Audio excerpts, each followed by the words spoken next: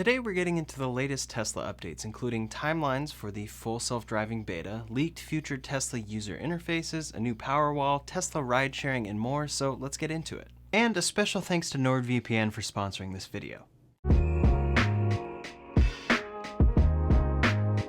First up today, Tesla's full self-driving beta has been in operation and testing for a while now. While Elon has promised level 5 autonomy many times and missed plenty of deadlines, users are experiencing fast-paced improvements with this new beta, and some people feel Tesla is truly on the cusp of something remarkable. The latest upcoming release number for the beta is version 9. As Elon has explained prior, this is the first version that Tesla will be dropping the use of radar in favor of 100% pure vision. They even talked about this in their earnings call shareholder deck, saying, quote, "We believe that a vision-only system is ultimately all that is needed for full autonomy.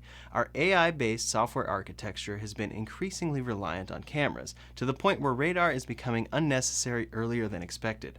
As a result, our FSD team is fully focused on evolving to a vision-based autonomous system, and we are nearly ready to switch the US market to Tesla Vision." It seems as though Tesla capitalized Tesla Vision because they are planning to go all in on this and make it a product of theirs. Maybe Tesla Vision will be a part of Tesla's full self-driving package long term. This falls right in line with what Tesla's overall view of autonomy is within the company. They don't simply see themselves as a car company making electric vehicles. They see themselves as a software company developing energy technology and artificial intelligence. At Tesla's Q1 2021 earnings call, Elon said, quote, "Although right now people think of Tesla as a car company or as an energy company, I think long-term people will think of Tesla as much as an AI robotics company as we are a car company or an energy company.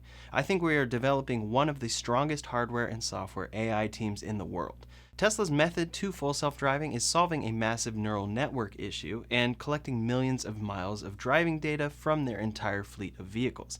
This is a different approach than most other companies using LiDAR, advanced mapping, and other sensors to accomplish self-driving long-term. So while Tesla is working on solving full self-driving, they're actually working on solving general AI. Quote, "I think self-driving is one of the hardest technical problems that exists, that's maybe ever existed. And really, in order to solve it, we basically need to solve a pretty significant part of artificial intelligence, specifically real-world artificial intelligence. And that sort of AI, the neural net, needs to be compressed into a fairly small computer." So regarding version 9 and the arrival of Tesla Vision, when asked for a timeline, Elon said probably 2 weeks as of April 28th. At this point, most aren't too keen to listen to Elon's timelines after there have been plenty of promises on Twitter in the last couple of months that never came to be, like the download beta button coming to all. Here, he is referring to the release of the version for current beta testers, and not a wide-scale rollout. Regarding the features on this upgrade, he said, "Gating factor is achieving and providing higher safety with pure vision than with Vision Plus radar. We are almost there. FSD Beta version 9 will blow your mind." I honestly have no doubt that Tesla is almost there. I just think that the almost we're referring to is always a longer process than Elon himself realizes. But per usual, I would love to be proven wrong and have Elon laughing in the faces of everyone who doubted him, as our current cars drive us anywhere that we need them to. A couple more tweets from Elon gave us additional information, such as FSD Display version 9 will show actual probability distribution of objects. True mind's eye of the neural net. This is so cool. Was using this in my car last night. It seems that the visualizations will get some improvements over what they currently have. Currently, they are constantly moving and blinking, which can raise some eyebrows as to how confident this system truly is. Going forward, they will look smoother and give users more confidence in the system. Regarding rate of improvement, Elon said, "Anyone paying attention to the rate of improvement will realize that Tesla Autopilot/FSD is already superhuman for highway driving and swiftly getting there for city streets." Tesla is hard at work on full self-driving, and it seems like a number of improvements should be coming to beta testers in the very near future. The latest timeline for the full beta button release to all US customers is June, according to Elon. So for right now, this is what most people are going off of, but most have learned by now not to get their hopes up. Again, I'd love to see this come in June for all FSD customers, but I'd be genuinely surprised if this happens then. For Canada, Elon said probably a few months, and hopefully the EU for this summer. Next up, Tesla appears to be doing some sort of benchmark testing for the upcoming Cybertruck. Up to this point, Tesla has only made sedans and SUVs, and both ride pretty low to the ground to improve range. They work great off-road with the right equipment added, but are not designed for this purpose. The Cybertruck will not only be unlike anything they've made in regards to design, but also for the way the suspension system works and towing works. These are top priorities for many truck buyers, and Tesla will have to prove themselves with the Cybertruck since it's so different than any truck we've seen before. At Tesla's Fremont test track, a Ram TRX was spotted doing testing. It's common practice to benchmark new vehicles against others from other manufacturers, and Tesla could be doing these comparisons here at their own factory. This was spotted by Gabe and Cal on YouTube doing a drone flyover, and when we zoom in, we can see all sorts of equipment and sensors on the vehicle itself. The Cybertruck should be starting some initial trial production soon, so it seems unlikely that they are still iterating on the design of this truck and learning from other vehicles. Most likely they are testing everything so that when the Cybertruck nears its release, they can give proper comparisons to the Ford F-150 as well as this new Ram TRX, and likely show how the Cybertruck is better and even cheaper. Next up, Tesla's head of UI recently left Tesla. UI stands for user interface, and it's a vital part of Tesla since their cars are largely controlled by one screen. In the Model 3 and Y, along with the upcoming Cybertruck, one screen in the center of the dash controls 95% of your controls, so it's very important that it looks great and is easy to use. Well, Tesla's head of UI left the company a little over a month ago and started a new design firm. On their website, there are tons of examples of branding, creative direction, and more, but for Tesla, it's actually the first time we've seen these designs. They're leaks of Tesla's upcoming software versions.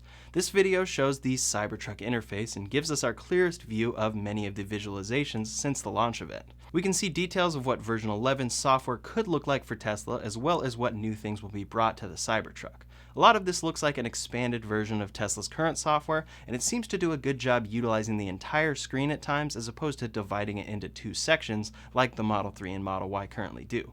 We'll see how much of this makes its way to Tesla with version 11, but for now we know that the new Model S software is going to be fairly similar to this when it finally releases in a few months. Now, we talked earlier about full self-driving visualization improvements coming soon, and this other video leaked on their website could show more of a refined version of what this may look like. We can see the visualization zoom out as it heads through an intersection and reveal everything that it sees. This looks fairly similar to current software with some additions though, so I imagine version 9 of the beta could look quite a bit different than this. Now, moving on to the Tesla Powerwall. The Tesla Powerwall's second generation was announced back in October of 2016.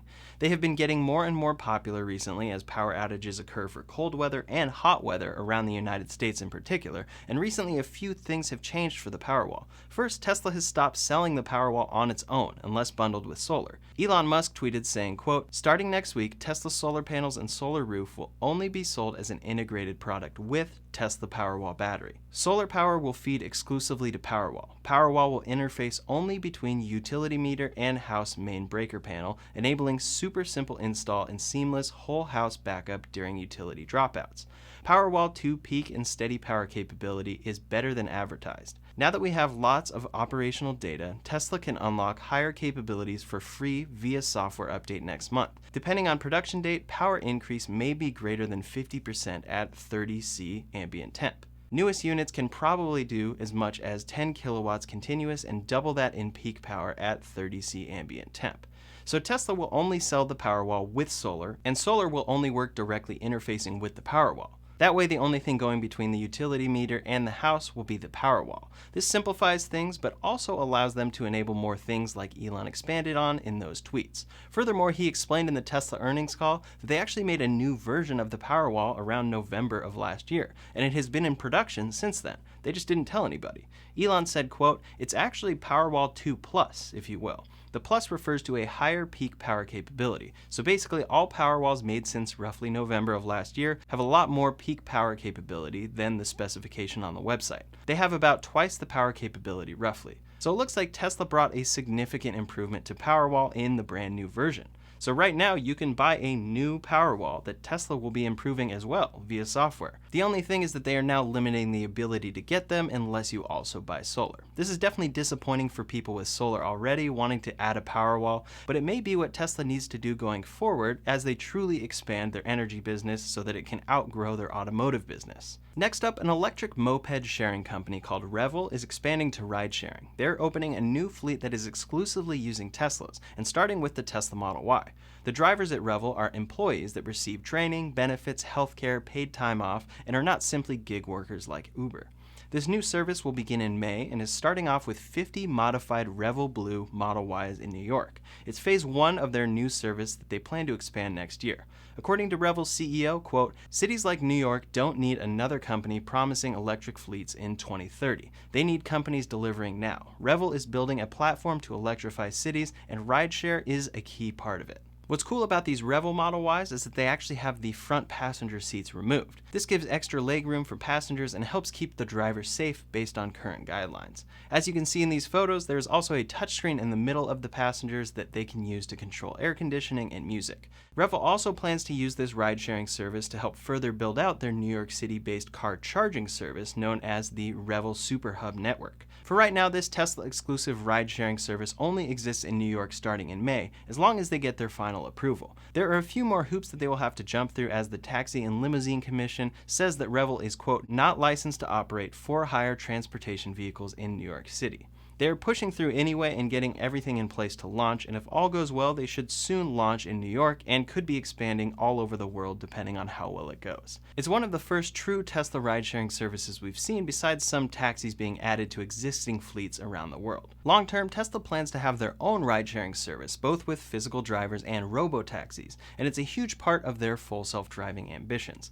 We'll see how long that takes, but for now, Revel is going all in on Tesla ride-sharing. They seem to be ideal for ride-sharing as long as you have good charging options like Revel is making. Employees need breaks and they can charge while they're on their break. Electricity is cheaper than gas. Many passengers will enjoy the feel, quiet, and luxury of a Tesla, and they are far easier to maintain than gas-powered vehicles. I think Revel will do quite well, and we'll see taxis all over transitioning to Teslas and other quality long-range electric vehicles in the years to come for all of those reasons I mentioned. Real quick, I'd like to thank today's sponsor, NordVPN. NordVPN is one of the easiest ways to protect yourself online. VPN stands for Virtual Private Network, and that's a service that protects your internet connection and online privacy. It hides your IP address, creates an encrypted tunnel for your data, allows you to browse the internet safely, and allows you to use public Wi-Fi safely with no concerns. This prevents your private data or banking information from being stolen, and NordVPN is incredibly easy to use on all of your devices, whether that be on a computer, phone, tablet, or something else. Not only does it keep you safe, but it also allows you access to blocked website and content, including streaming services and social networks abroad, by connecting you through a remote server. I personally love this feature because I can unlock shows like The Office, which is available in the UK but no longer on Netflix in the United States. NordVPN has super fast servers, 24/7 customer support, a 30-day money-back guarantee, and allows up to 6 simultaneous connections. Head to nordvpn.com/RyanShaw, linked below, or use the code RyanShaw to get a 2-year plan plus 1 additional month at a huge 70% discount. Next up, a quick story about Tesla and Bitcoin. Back in February, Tesla announced that they had bought $1.5 billion worth of Bitcoin. Shortly after buying this investment, they added the option to buy a Tesla with Bitcoin on their website. It's a future-looking payment option, and Tesla is one of the first to accept it on a large scale like this. While many people noticed that Bitcoin appreciated quite a bit between the time Tesla bought it and then announced their purchase, at Tesla's Q1 2021 earnings call, they announced that part of their revenue was thanks to the sale of some Bitcoin.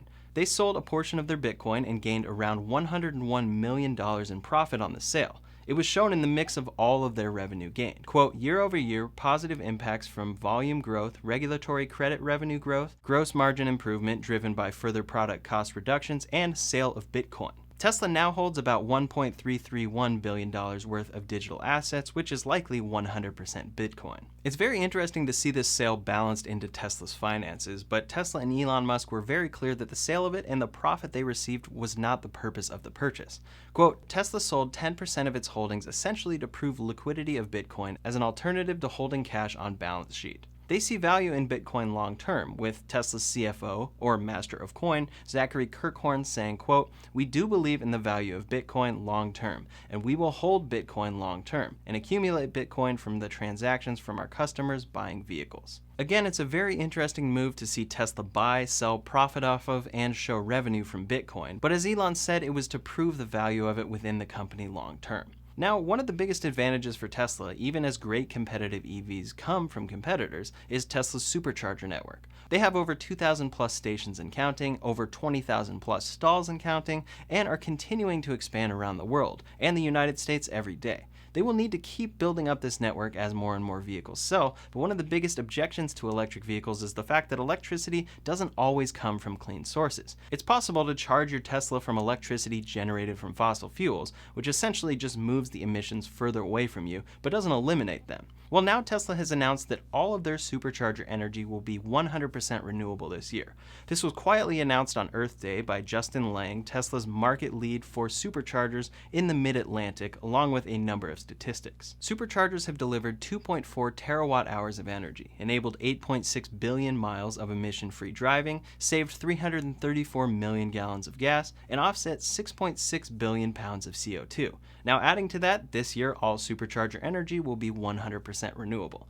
It's not clear how Tesla will be achieving this and if they will be offsetting emissions from certain chargers that they cannot change quite yet, but time will tell, and it's a great goal to see that falls right in line with their mission. Last up today, it seems to be well known by now that Tesla does not have a PR department. This means that when something like the recent Tesla accident happens, there is no official statement coming from Tesla. There are only tweets from Elon and word of mouth through the company and on earnings calls. When asked to please hire a PR person from multiple well-known Tesla investors, Elon said, quote, "Other companies spend money on advertising and manipulating public opinion. Tesla focuses on the product. I trust the people." So it looks like we won't see a PR department at Tesla anytime soon. I agree with his reasonings, but long term it is going to be tough to grow larger and larger if there is nobody there to tell the truth if lies or speculations get spread all over about Tesla. We just saw this happen recently with a tragic accident that was blamed on Autopilot and turned out to be unrelated to Autopilot.